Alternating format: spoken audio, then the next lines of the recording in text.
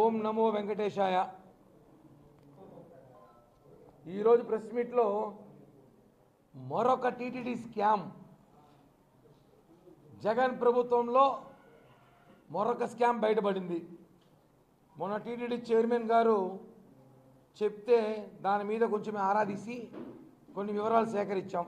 అవి ఏమంటే భగవద్గీత,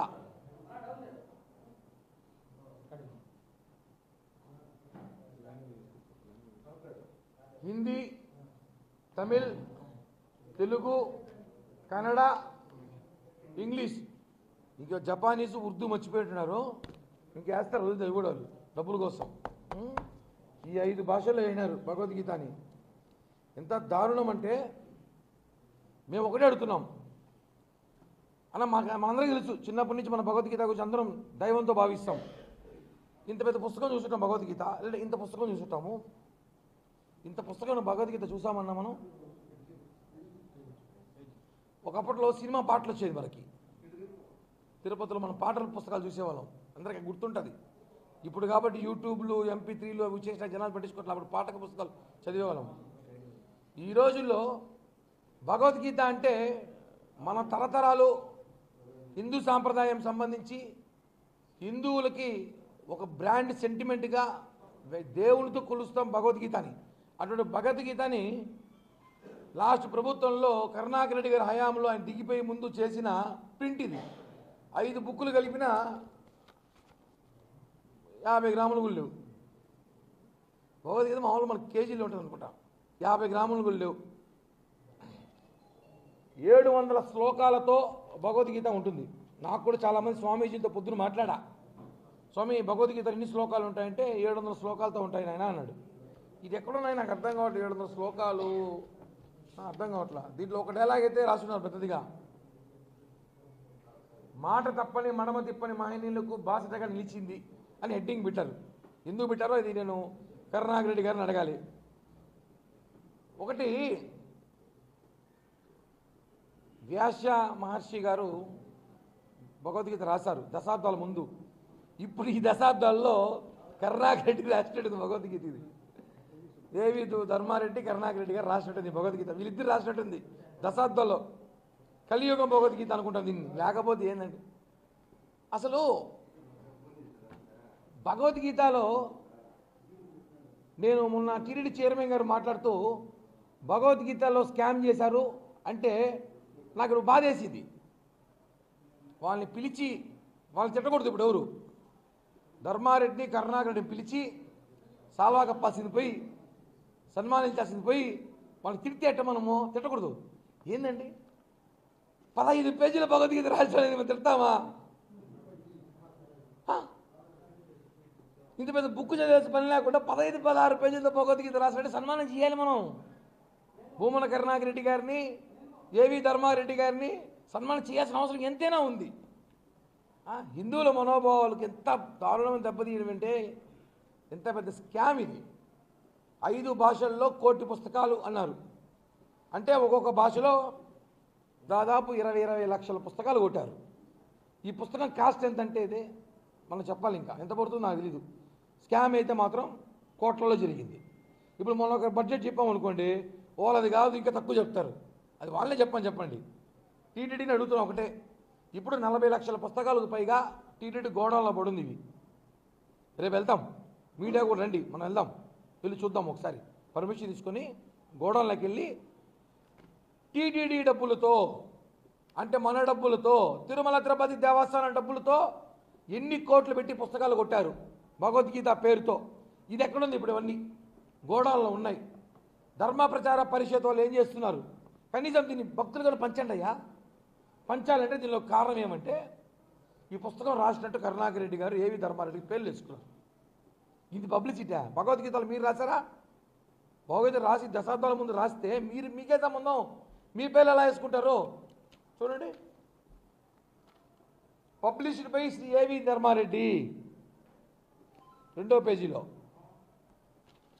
4వ పేజీలో మాట తప్పని మడమ తిప్పని మీద మొత్తం చదవాలంటే ఇంకా టైం పడుతుంది. కింద భూమన కరుణాకర్ రెడ్డి అధ్యక్షులు, టీటీడీ పార్లమెంట్ సభ్యులు. భగవద్గీతలు మీ పేర్లు వేసుకోమన్నారా? మనము ఒక కోర్టుకి వెళ్ళినా, పోలీస్ స్టేషన్కి వెళ్ళినా, ఎక్కడికి వెళ్ళినా తప్పు జరిగినా, నిజము తప్పు చేసినా చేయకపోయినా, వాడు నేరం చేసినా చేయకపోయినా భగవద్గీత ఒట్టేసి చెప్తారు. భగవద్గీత ఒట్టేసి చెప్తున్నాం, నేను నిజమే చెప్తాను అంటున్నారు. ఆ భగవద్గీత కల్తీ చేశారయ్యా ఇలా. తక్క కల్తీ నెయ్యిని చూసినాం, కల్తీ ప్రసాదాలు చూసినాం, ఆఖరికి భగవద్గీత కల్తీ చేశారు. వాస్తవం ఇది.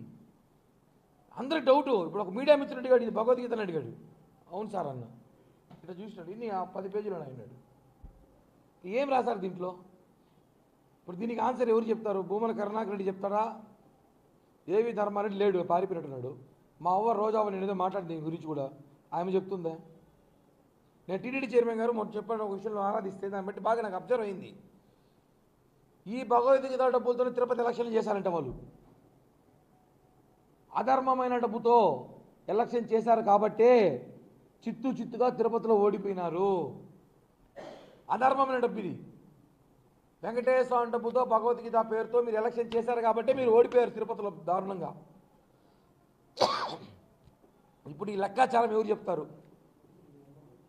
టీటీడీ విజిలెన్స్ వింగ్ని అడుగుతున్నా, ఈ భగవద్గీతలన్నీ ఏం చేయబోతారు? ఇప్పుడు ఆ ఉన్న స్టాక్ని ఏం చేస్తారు? దీంట్లో ఎంత ఖర్చు పెట్టారు? నాకున్న సమాచారం అయితే భారీ కుంభకోణం తెలిసింది. అది 30 కోట్లు కావచ్చు, 40 కోట్లు కావచ్చు, 50 కోట్లు కావచ్చు. ఈ బుక్కులకి అంత అవ్వదు. ఇది పబ్లిసిటీ ప్రైవేట్లో కొట్టించారు కాబట్టి ఎంత మహా అయినా లాట్లో ఎవడో స్పాన్సర్లు కొట్టించి ఉండొచ్చు. ఒకవేళ డబ్బులు, ఆ డబ్బులు కూడా బిల్లులో పెట్టారు నాకు తెలిసి. ఇది కూడా బిల్లు పెట్టి ఈ డబ్బులతో ఎలక్షన్ చేశారని చెప్పి బిఆర్ నాయుడు గారు మనం చెప్పారు. తర్వాత దాన్ని ఆరాధీసి విచారిస్తే ఈ బుక్కులు పట్టడానికి టైం బట్టి బుక్కులు తెస్తే షాకే. 5 భాషల్లో అద్భుతమైన బుక్కులు. పైన ఫోటోలు మాత్రం భగవద్గీత, కింద ఏవి ధర్మారెడ్డి, లోపల కరుణాకర్ రెడ్డి ఫోటో, జగన్ డైలాగులు కొన్ని. భగవద్గీతలో జగన్ డైలాగులు, మాట తప్ప మడమ తిప్పం, ఇవన్నీ కాదు. ఇప్పుడు కరెక్ట్గా చెప్పాలి, ఈ స్కామ్ని టీటీడీ విజిలెన్స్ తొందరలో ఎంత స్కామో ఇది బయట పెట్టాలి. గోవిందరావు సంగుల్లో 50 కేజీలు బంగారు కథ కూడా చెప్పలేదు ఇంతవరకు. ఏం చేస్తుంది అర్థం అంటే, ఒకటి అధికారంలో ఉన్నామనే కానీ ఇట్లాంటి రోజు ఒకటి వస్తున్నాయి. ఆఖరికి భగవద్గీతను మోసం చేశారు వీళ్ళు. అసలు వీళ్ళు పట్టుకొని రేపు జైలుకు పోతే వీళ్ళు చేసి ఫస్ట్ పని ఏంది? భగవద్గీత ఒట్టేస్తున్నామేమంటారు. ఆ భగవద్గీతని కల్తీ చేశారు, ఇంకేట ఒట్టేయాలి మేము. కాబట్టి నిజంగానే ఇట్లాంటి మహానుభావుల్ని మనం తిట్టకూడదు, సన్మానం చేయాలి, సాల్వా కప్పాలి, సన్మానం చేయాలి. నేను టీటీడీ వాళ్ళని అడిగి మహత్య ఐడర్ తీసుకోమంటా ఒకరోజు.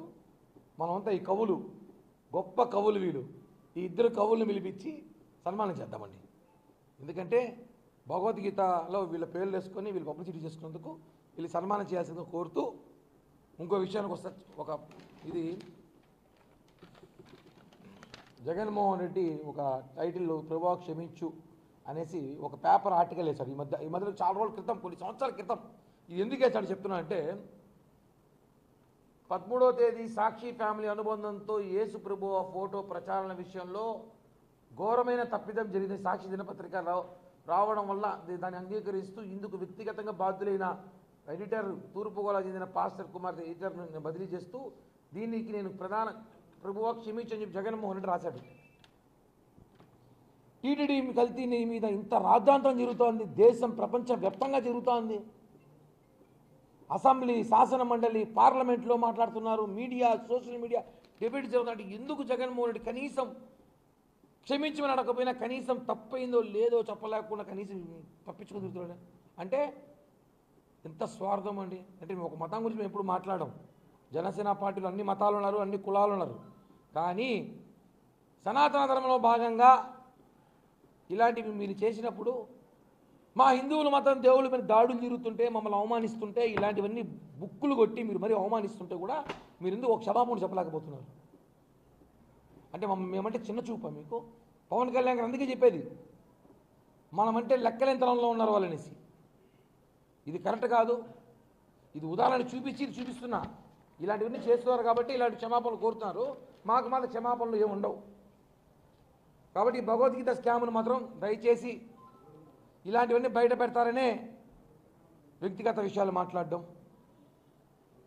సంబంధం లేని ఆర్టిఫిషియల్ ఇంటెలిజెన్స్ వీడియోలు, ఫోటోలు తీస్తూ బయట పెట్టడం, గడిచిపోయిన ఇష్యూని తీసుకొచ్చి రాజకీయాల్లో మాట్లాడడం, దాన్ని మళ్ళా సోషల్ మీడియా వాళ్ళకున్న పేటీఎం కుక్కల సోషల్ మీడియాలో పెట్టి మనోభావాలు దెబ్బతీసే విధంగా ప్రయత్నించడం, టీటీడీలో జరుగుతున్న విషయాలు బయట పెడతారని చెప్పి మనం చూసిన రెండు రోజుల క్రితం కూడా చైర్మన్ గారి మీద ఎలాంటి ఆరోపణలు చేశారో, గతంలో జనసేన పార్టీ నాయకులు మాలాంటి మీద ఆరోపణలు చేస్తారు. ఏదో ఒకటి ఇంత విషయం దాన్ని ఇంత చేస్తారు. వీరి మధ్య ఇంత చేస్తే కూడా చూపిరా.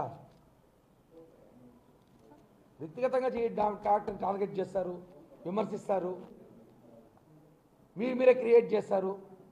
ఇవన్నీ కరెక్ట్ కాదు. వైఎస్ఆర్ కాంగ్రెస్ పార్టీ నాయకులరా, తిరుపతిలో ఉన్న నాయకులరా, మాజీ టీటీడీ చైర్మన్లరా, ధర్మారెడ్డి గారు, మీరందరూ కూడా సన్మాన సభ ఏర్పాటు చేస్తున్నాం. డేటు తేదీ కనుక్కొని చెప్తాను, రండి. మీలాంటి గొప్ప కవులు భగవద్గీతని ఇంత చిన్నదిగా రాసి ఇంత వ్యాఖ్యం ఇంత చేయొచ్చని కూడా నిరూపించినందుకు మీకు మేము సన్మాన సభ పెట్టబోతున్నాం. దానికి ముఖ్య అతిథిగా మీ నాయకుడు జగన్ కూడా పిలిచే అవకాశాలు ఉన్నాయని చెప్పి కూడా తెలియజేస్తున్నాం.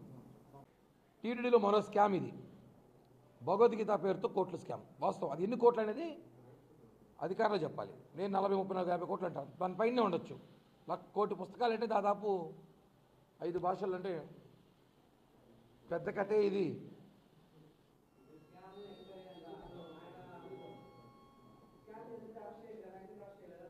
ఇప్పుడే కదా బయటపడింది. అన్నీ అరెస్ట్ చేస్తారు.